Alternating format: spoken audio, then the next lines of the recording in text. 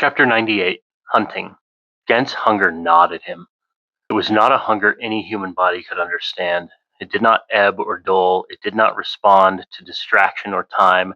It pressed inward, constant and merciless, a demand that did not ask but commanded. He had tasted real power. The moment it touched him, he had known it. Every note, every texture of it. For years he had wandered the streets of Rancho, harvesting what passed for nourishment. A dozen lives, a dozen small, forgettable flavors, enough to exist, enough to endure. That girl on the road had been something else entirely. She was a steak in a real restaurant, a meal so rich it made every bite he had ever taken before taste like ash. Compared to her, everything else was sewage and rot. So he left Rancho behind. He felt the pulsing heart of civilization far to the west and turned towards it instinctively, towards the ocean and the dense sprawl of humanity. He did not understand human rituals or rules. He mimicked them as best he could, but they scraped against him like ill-fitting skin. The act of pretending chafed, itched.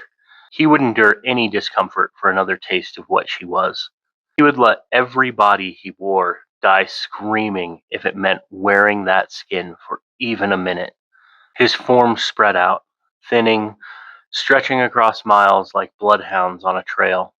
Each fragment of himself sniffed and searched, following the faintest traces, discarding false leads and scraps without a thought. The greatest cities he passed through were thick with lives, once a banquet, now unbearable. The residue of power that had sustained him days ago turned his stomach now. He had tasted what was and what could be. He would not settle for less. One of his bodies drove through the busy streets of a coastal metropolis when he felt it. True power again. The sensation struck him so hard the flesh he wore seized, muscles locking as if shocked. He abandoned the vehicle in the middle of traffic and staggered onto the sidewalk. Every ounce of his will required just to remain upright. The body breathed hard, chest heaving, drool slipping past slacked lips as he moved towards the source. Closer, closer. Pedestrians stared at the well-dressed homeless man, clearly out of his mind. Some crossed the street, others recoiled instinctively, but a single man unraveling in public was not unusual enough to demand attention. Ghent was mostly ignored. 1,000 eyes slid over him without seeing. His head tilted back in rapture as the scent split into 3 distinct notes. 3! Slightly weaker than the girl, maybe, but still divine. Still impossibly rich compared to anything he had fed on before. They were right there, around the corner, through a door. He would feast again.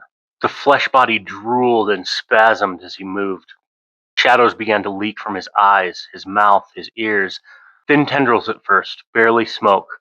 But as he turned the corner and saw them, the spill became a flood.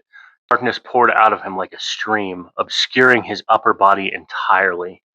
The 3 turned. They saw him. Too late. They ran. Ghent surged after them, and the body he wore protested violently. It was too slow, too fragile. The skin split as he sprinted, tearing open as more shadow burst free. He no longer bothered containing it. He leapt 30 feet in a single bound, slamming into the weakest of them. For the first time, his hunger sank fully into living flesh. Shadows plunged deep, drinking organs and bone, then whatever essence clung stubbornly to the remains.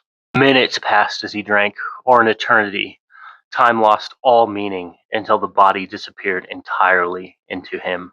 Ghent straightened, shadows curling back towards his core, and looked up. The remaining 2 had barely made it 100 yards. They were sprinting, and he was still hungry. He smiled, and then he ran them down.